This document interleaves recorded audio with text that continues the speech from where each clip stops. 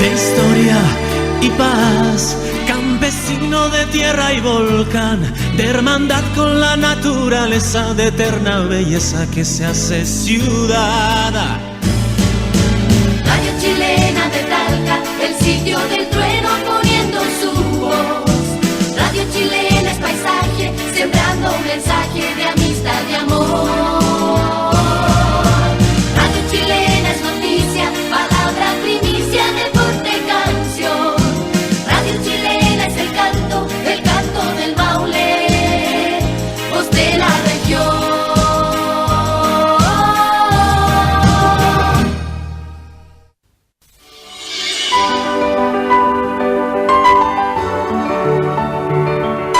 Radio Chilena del Maule, 1090 en amplitud modulada, y Fundación Crate presentan el programa Caminos de Esperanza.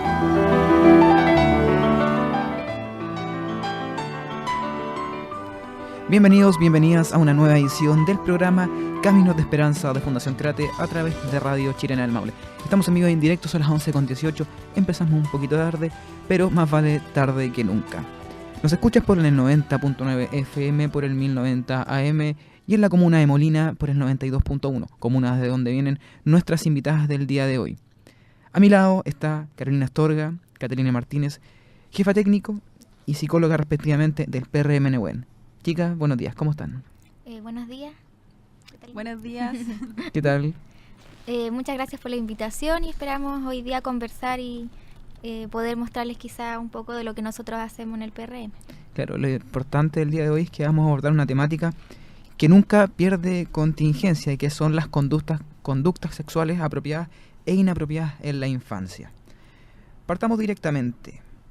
¿Qué se entiende por el desarrollo sexual? El desarrollo sexual a veces se piensa que solamente es en la etapa más de la adolescencia y la adultez. Esto incluye desde que uno nace. Somos seres sexuados y desde entendiendo esa comprensión, los niños también experimentan su cuerpo. Por eso se pueden tocar o les causa placer, por ejemplo, el introducir su dedo a la boca, desde el jugar con sus dedos del pie, el explorarse, se tocan sus genitales.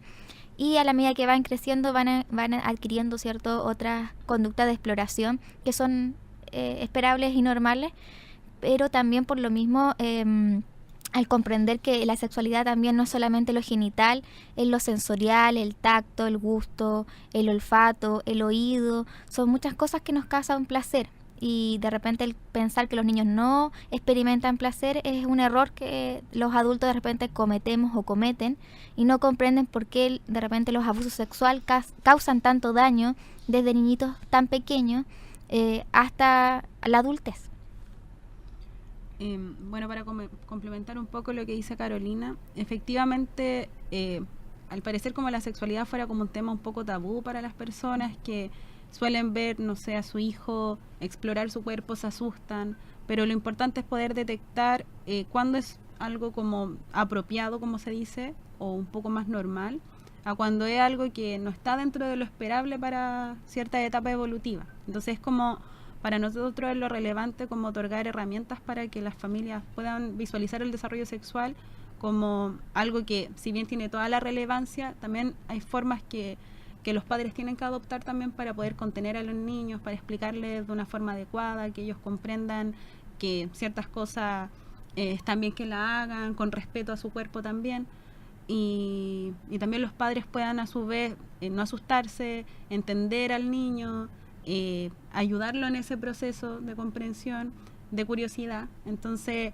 es lo que vamos a ir como mostrando ahora como por etapas para que sea como más específico y así las familias puedan visualizar en qué etapa se encuentra su hijo o en qué estuvieron también, para que puedan como tener como un compilado de información y así puedan ellos mismos visualizar qué es lo esperable para las etapas del desarrollo.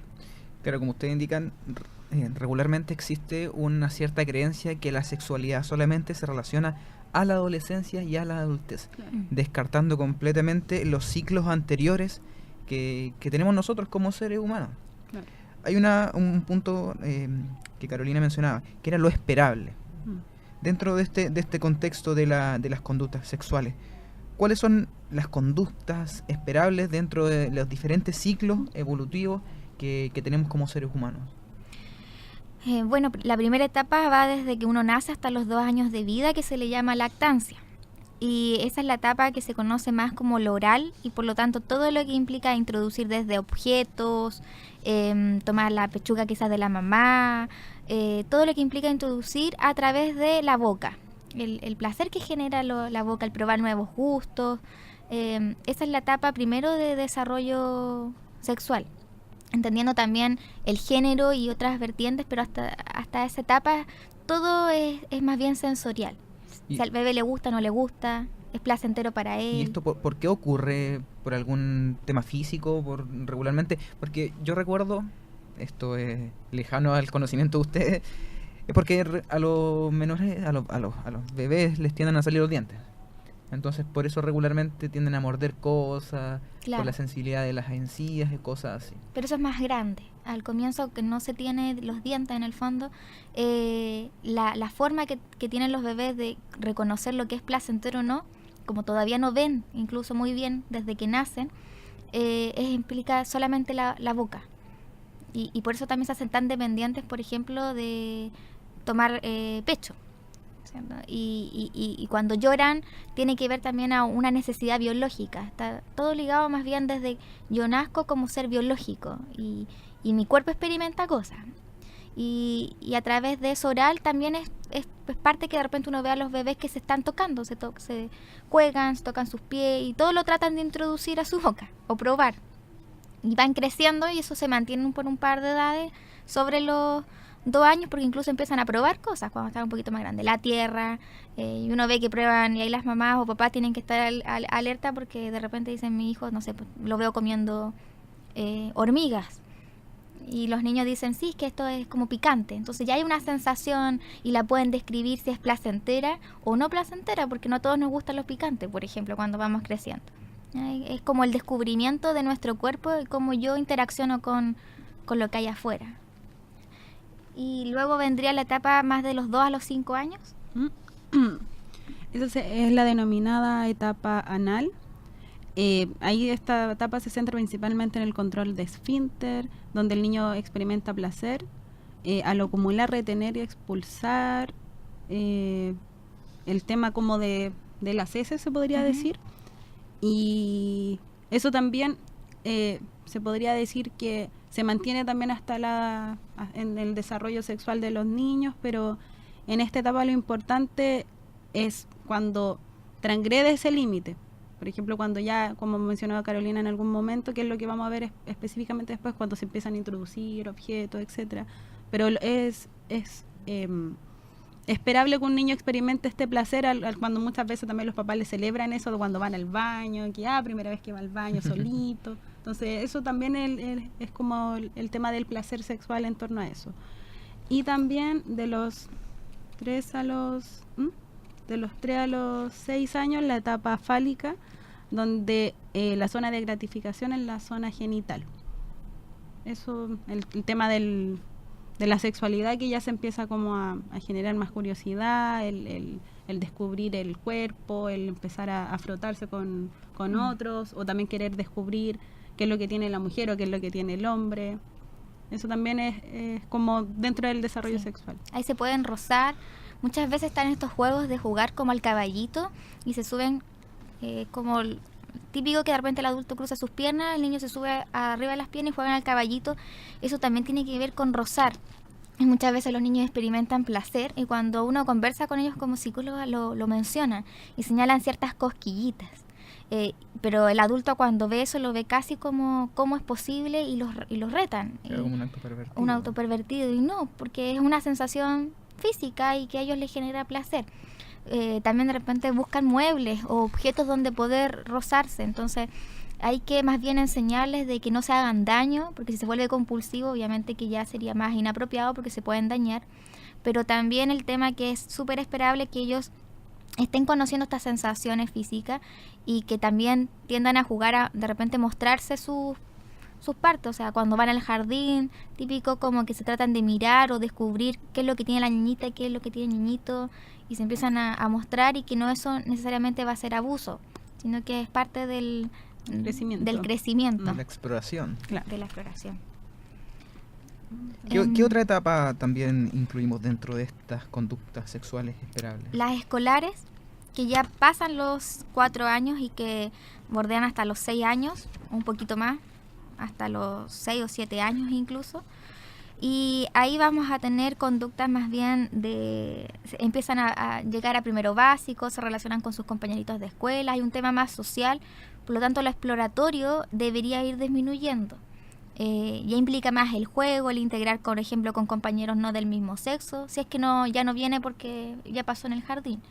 El jugar, los juegos de roles, los juegos de género, y aquí el género también es un punto importante que empieza a presentarse, o sea, cómo integramos y les mostramos las diferencias que hay de género, no solamente comprender que hombre y mujer son distintos físicamente, que uno puede tener más fuerza que el otro, sino también transmitir de repente cosas de igualdad, por ejemplo, respeto.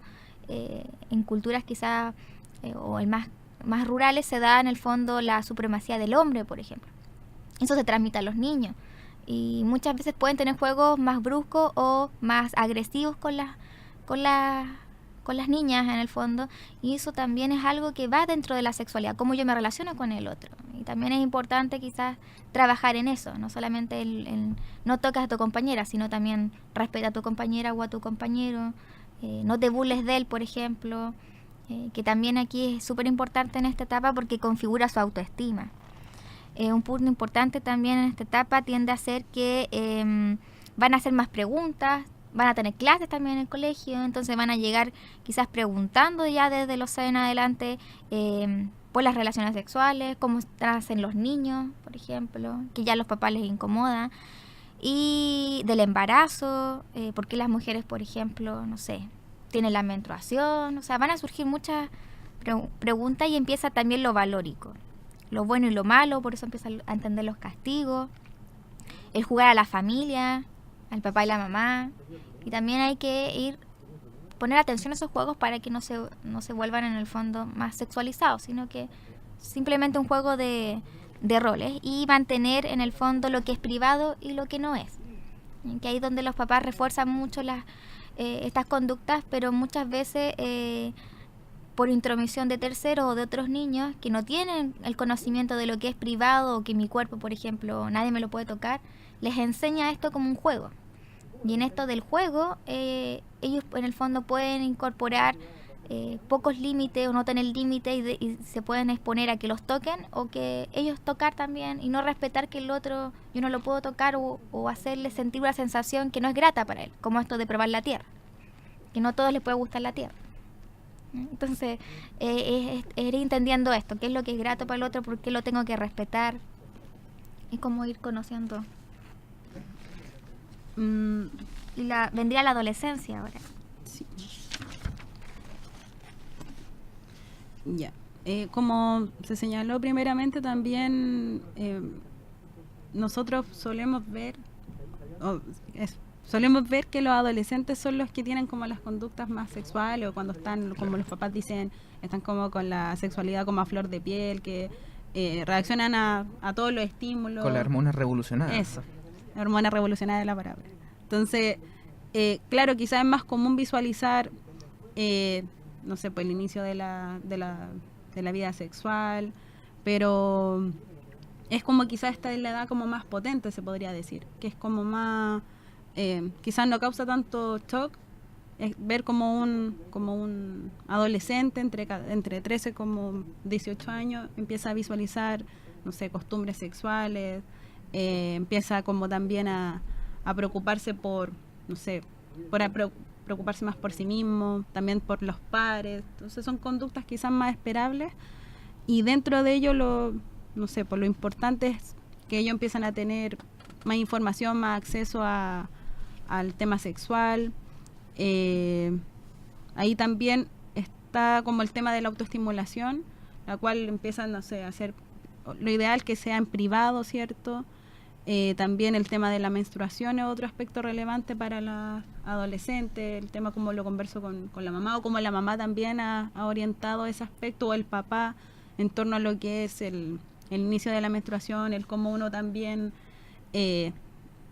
se puede ligar con el tema del embarazo, el tema de los anticonceptivos, entonces ahí ya va como algo que está más arraigado por la sociedad, el conocer esto. O sea, ya en la actualidad, en estos años, ya todos sabemos más o menos cuál es el preservativo, cómo puedo prevenir un embarazo, enfermedades venéreas, que es como algo que la sociedad ya maneja por un tema de educación sexual que ya viene de hace años.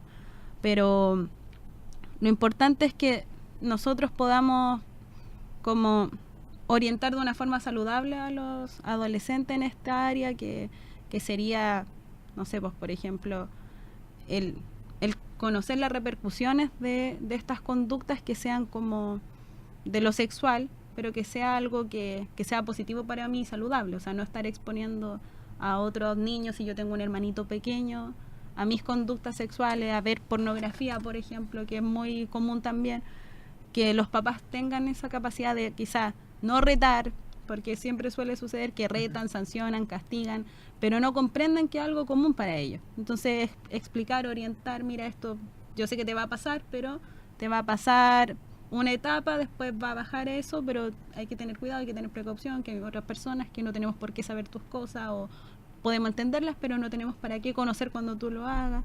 Entonces, eso es como lo esperable en torno a la adolescencia. Y agregando que muchas veces no se entiende, o los jóvenes ni siquiera, por más que de repente se hacen como los bacanes, uno diría que se las saben todas, siempre piensan que solo sexualidad es más bien sexo, el acto por sí de penetración, o tengo que cuidarme con un anticonceptivo. Y no tienen idea, por ejemplo, la diferencia entre lo erótico y lo pornográfico. Y ellos de repente piensan que son lo mismo. Y la verdad, lo más dañino puede ser lo pornográfico, porque se exponen a ver cosas, o exponen a sus hermanos pequeños, como decía Catalina, y lo erótico es otra cosa, es lo sensorial, que puede ser hasta un suspiro o la respiración de su pololo, por ejemplo, la oreja, eso ya es erótico. Y hay efectivamente material en internet que es erótico, no es pornográfico. Y se pierden también ese espacio de su vivencia en la sexualidad. Entonces no vive la sexualidad íntegra, viven una parte súper restringida, y como no tienen esa educación de que es mucho más, también su vida sexual se vuelve con menos elementos, o ¿Más limitada? Mucho más limitada, hay menos disfrute, la verdad. Y eso genera también daño, quizás menos impacto que un abuso, pero hay menos elementos para poder disfrutar su propio cuerpo, o disfrutar una relación amorosa con un otro. Son las 11:34 y vamos a hacer una pausa comercial. Estamos en el programa Caminos de Esperanza de Fundación Crate a través de Radio Chilena del Maule. Todo el día ella te hace compañía. Radio Chilena del Maule. Queremos ser una respuesta de sonido, música y noticias, entretención y valores, ánimo y esperanza, capacidad de realización, desde una mirada y vivencia cristiana ante las interrogantes y necesidades de las familias. La radio.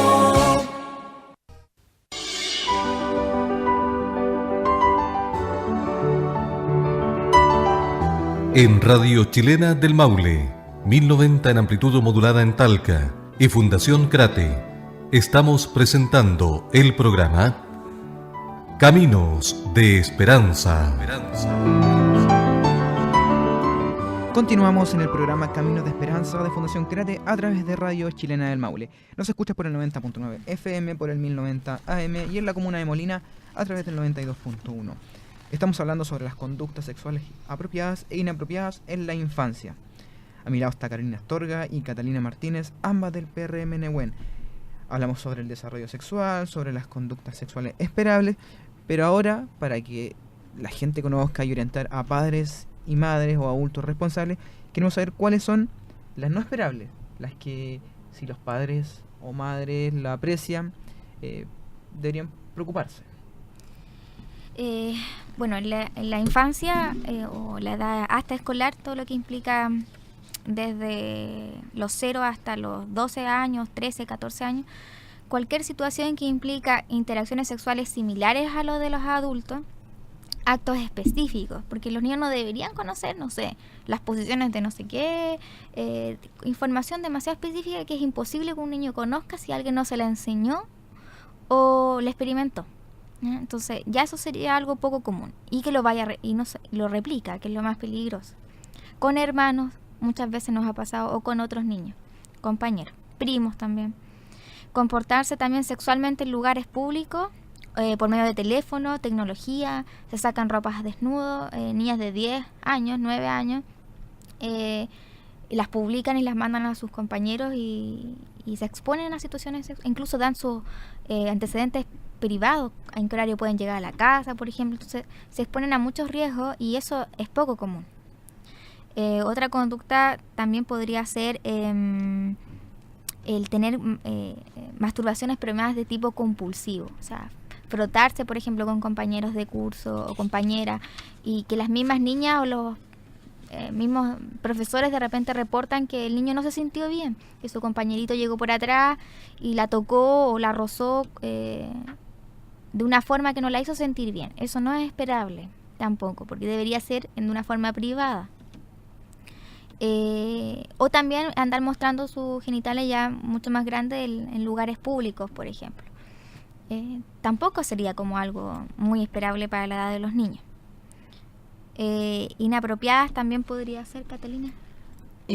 Por ejemplo, cuando existe una asimetría en las edades, un niño más grande o niña más grande está induciendo a niños más pequeños a actos sexuales.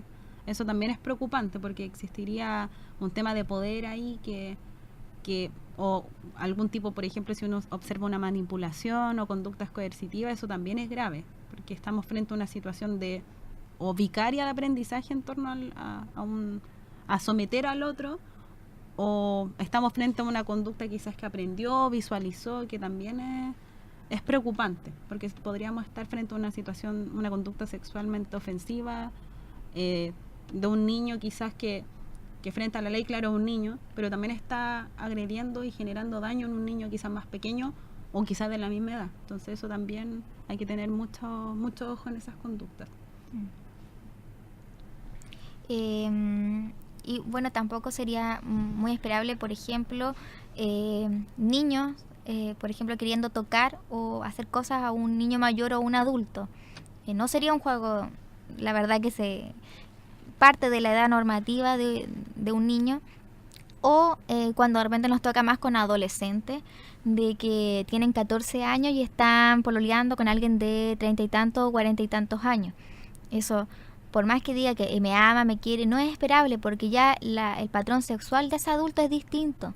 No sería esperable que una niña de 14, por ejemplo, ya mantuviera ciertos patrones sexuales ya activos, que les ponen situaciones de riesgo, sumado a que tampoco es lo esperable en los términos emocionales de ese adulto. Se cuestiona también ese adulto, cómo ese adulto de 40 y tantos años va a encontrar, cierto, quizás satisfecha su necesidad afectiva en una niña de 14.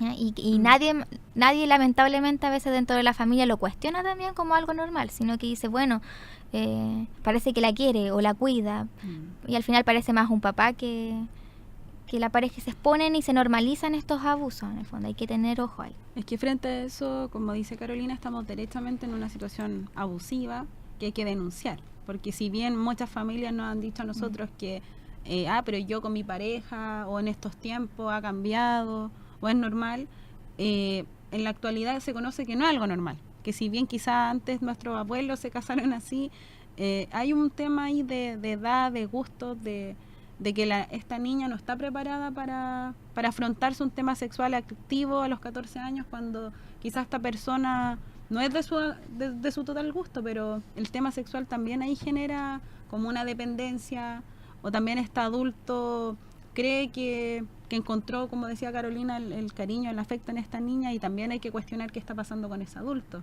cómo está su desarrollo psicosexual, al parecer un poco alterado.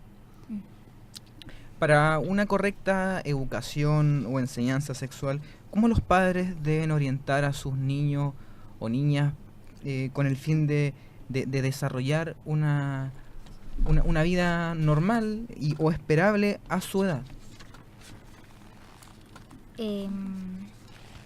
O sea, primero conversar con ellos, no asustarse si los ven, lo que habíamos mencionado antes de lo que es esperable, guiarlos quizás acompañarlos. Muchas veces se les entrega material o te voy a llevar a la matrona y la matrona va a solucionar todo, ¿ya? Sino que también darle los espacios de confianza, enseñarle mucho esto de los límites y el respeto hacia su cuerpo como el respeto hacia el otro. Y si tiene alguna duda, ojalá que recurra y tenga la confianza de recurrir al papá. ¿Sabes qué? No sé, mi compañerito me mostró esto. Y poder conversar cómo te sentiste, el poder guiarlo y que no quede por el temor. Los niños a veces no cuentan y mi papá me va a retar o me va a pegar. No cuenta, entonces quedó esa película ahí o esa exposición, ese juego, y como todo lo que implica erotización implica placer, es casi como un niño pequeño entregarle azúcar. Es imposible que eso no le gusta en el fondo y quiera probar el azúcar.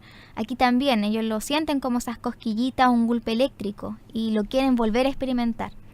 Y en esta búsqueda es donde se vuelve riesgoso hacia un otro, como un par, o se vuelve riesgoso con adultos. Entonces, más bien la recomendación siempre es escuchar, guiar, estar atentos, y si tienen cualquier duda, están los programas para consultar, psicólogos escolares, y que los pueden orientar a los papás, o recurrir también donde nosotros, al PRM, donde se les va a poder guiar, entregar la ayuda, y si fuera realmente un abuso, el guiarlos también para qué hacer frente a esa develación. Y algunas preguntas que quizás los podemos ir guiando frente a qué hacer frente cuando un niño devela, quizás también. Si no se corrigen todas estas conductas sexuales no esperables, ¿existen algunas potenciales consecuencias que puedan desarrollar los jóvenes, ya sea a temprana o a una edad más madura? Efectivamente puede haber algún tipo de trastorno psicosexual o puede también generar un trauma psíquico que no está resuelto, que nos ocurre mucho también en los casos que visualizamos, que tenemos mamás que han vivido experiencias traumáticas en torno a una situación abusiva y que nunca reelaboraron la situación, nunca tuvieron una orientación, un psicólogo que lograra como disminuir de cierta forma ese daño, y cuando su hija o su hijo son agredidos muchas veces no se movilizan, no dan credibilidad, o en ocasiones cuando el agresor es el mismo padre, que suele ocurrir, que en la mayoría de los casos, también uno entiende que es traumático para una persona darse cuenta que su pareja es el agresor. Es difícil también comprender el tema legal, que va a haber una medida cautelar probablemente, que van a tener que separarse de las familias, pero quizás para esta mamá esta experiencia no resuelta genera aún más trabas para generar protección en un niño. Entonces, efectivamente, una situación que no se reelabora, que no tiene su proceso, no genera un cierre, y esta persona víctima siempre va a vivir la experiencia de una forma no poder afrontar, o sea, no va a poder quizá desenvolverse en un futuro con una pareja de una forma quizá adecuada. Quizás puede ser una nueva potencial víctima en otra área, por ejemplo, violencia, o como decía, si se expone su hijo o hija a esta situación, quizás no va a hacer nada, va a ser una cómplice, y no porque quizá ella no quiera, sino que no tiene las herramientas básicas, o no tiene o quizá esta situación le generó muchos recuerdos que para ella es imposible poder darle ayuda a su hijo. Entonces, frente a eso es necesario invitar a estas personas, a estas mamás, que si se ven en una situación así, que no saben qué hacer, que ellas vivieron esta experiencia, y sabiendo todo lo que les afectó, con mayor razón movilizarse por ayuda, dirigirse directamente a los PRMs que están en distintas regiones del país. En nuestro caso, Molina sería PRM Nehuen, y para poder buscar contención, apoyo, y de esa forma nosotros otorgarle esa herramienta. Quizá brevemente como mencionar que en general esto, si no se trabaja, yo trabajo con adultos también, y tengo adultos, o sea, 50 y tantos años, y ¿cuáles son las consecuencias? Tenemos trastornos de ansiedad desde la infancia que duran hasta la adolescencia, sentimientos de no confiar en nadie, tienden a tener problemas en las relaciones amorosas, en confiar en quién confío, en quién no. Por lo tanto, también en su parte académica y laboral se vuelve muy autoexigente. Entonces los niveles de estrés son demasiado altos, baja autoestima, y en trastornos más severos tenemos trastornos depresivos, conductas autodestructivas desde consumo de alcohol, drogas, trastornos de estrés postraumático, que está ligado con eso, para no olvidar porque tengo recuerdos o sensaciones de lo que me pasó quizás muy pequeño, y los mismos niños con mayor intensidad en el fondo. Y también tenemos en el fondo muchos trastornos que se vuelven de personalidad, y que ya esos son cuadros más severos que hay que tratarlos con apoyo farmacológico, que ya sus relaciones terminan siendo muy dañinas también con otros. Entonces tenemos también consecuencias físicas, desde, no sé, no poder controlar, por ejemplo, el orinar, que el control del esfínter, que se hagan durante toda su etapa escolar, y eso ya les hace bullying, por ejemplo, a los compañeros, hasta comportamientos sumamente agresivos donde ellos mismos se autoagreden, los niños se golpean contra la pared, golpean a otros, dicen muchas groserías y se vuelven muy violentos. Y cuando no reciben la ayuda y piensan que es porque el niño es así, casi que es porfiado y mala persona, y no porque le pasó algo, terminan al final delinquiendo o en otros programas casi presos por cometer conductas delictivas o de agresión contra otros. Entonces, tratar a tiempo, ayudar a tiempo, previene también consecuencias a largo plazo mucho más severas. Nos va quedando poco tiempo, pero antes, y aprovechando que este día domingo tenemos elecciones, ¿cómo ven ustedes la política de sexualidad escolar que proporciona el gobierno en todos los establecimientos? Porque nosotros regularmente sabemos y entendemos que en la casa donde esto se debería enseñar, en algunos hogares no pasa. Y yo me atrevo a decir que en la gran mayoría de los hogares chilenos no se habla mucho de sexualidad. Entonces muchos niños se quedan con lo que le entregan en los colegios. ¿Cómo lo ven ustedes? ¿Cómo lo aprecian? ¿Cuáles son las deudas pendientes que tienen el Ministerio de Educación y el gobierno de turno frente a esto? O sea, mi opinión personal, Sí. yo creo que tener la información y que sea de calidad o lo que sea, es importante. Pero es más importante que las personas del área educacional empaticen con los niños. Que yo creo que eso es lo que falta. Que en general estamos frente a personas que si bien pueden manejar la información, traspasar la información, pero no han generado ese clic que uno espera, como ver a un niño que tiene esta conducta, no sé, pensemos un niño agresivo, que puede ser un síntoma asociado a una vulneración sexual, por ejemplo, pero de inmediato es la categorización, este niño agresivo, es porfiado, hay que sacarlo de la sala. Entonces yo creo que puede haber mucha información que puede ser traspasada, que puede ser idónea, pero no sirve de mucho cuando la persona que la traspasa no empatiza o no comprende al niño, no comprende qué le está pasando. Si bien tenemos muchas personas del área educacional que tienen curiosidad o quieren saber de qué se trata lo que trabajamos, o cómo prevenir o cómo ayudar, pero en general sucede que muchas otras no, porque tienen miedo de las represalias, de que, no sé, pues sea mentira, pero finalmente, ¿quiénes son los encargados de investigar? O sea, no somos ni nosotros ni ellos, son la fiscalía, otros organismos que están a cargo de esos procesos. Entonces, si estamos frente a una situación donde vemos un niño que cambió radicalmente, que de un día a otro se puso agresivo, introvertido, no quiso interactuar más con compañeros, bajó las notas, probablemente algo está ocurriendo y quizá hacer una denuncia, obviamente en los términos cuando uno ya tiene información y todo, que es algo responsable, podemos cambiar el futuro de un niño.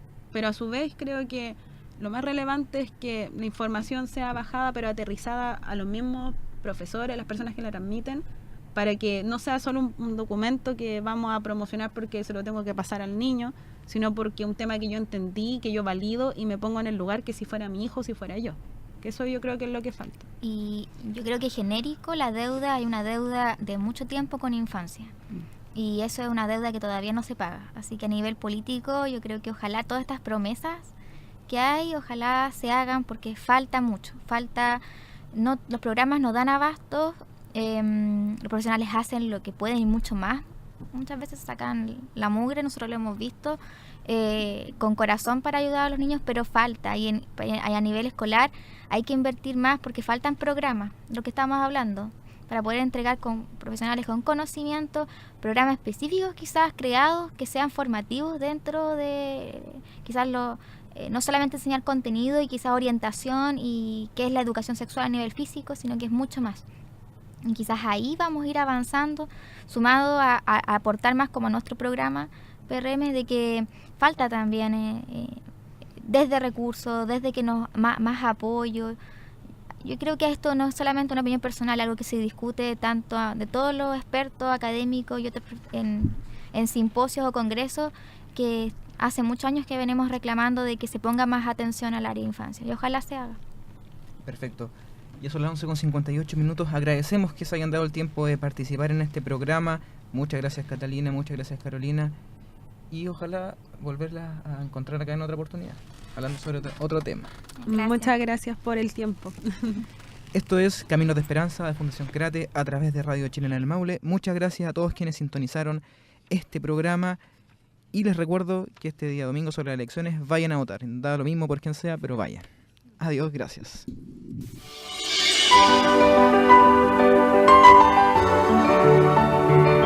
En Radio Chilena del Maule, 1090 en amplitud modulada, y Fundación Crate, hemos presentado Caminos de Esperanza.